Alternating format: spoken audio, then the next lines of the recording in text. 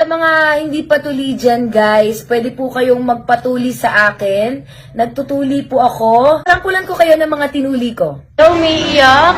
Hindi naman masakit yung tinuli eh. Sa mga hindi patuli, bata man o matanda, basta hindi ka patuli, pwede po kayo magpatuli sa akin. Ma'am, ako po, magpapatuloy na po ako, ma'am. May dala na po ako dito, ma'am, na daon po, tapos alcohol, tapos tela po, ma'am. Opo, ma'am, decidido na po ako, ma'am, magpatuloy, ma'am. Opo, magpapatuloy na po ako, ma'am. Titiisin ko na lang po, ma'am, yung sakit, ma'am. Opo, ikaw naman po ang tutuli sa akin, ma'am. Sige na po, ma'am. Ito po, kompleto na po, yun, oh. May dala na po ako mga kagamitan po. Opo, ma'am. Magpapatuloy na po ako. Decidido na po talaga. Buo na po ang loob ko po, ma'am. Ma'am, okay lang po, ma'am, sa inyo, ma'am. Kahit doon na lang po sa bahay namin, sa kwarto na lang po namin. Doon mo na lang po ako tuliin, ma'am. Opo, para hindi po, ma'am, nang iba marinig yung sigaw ko po. Tayo na lang, tayong dalawa lang pong makakarinig po.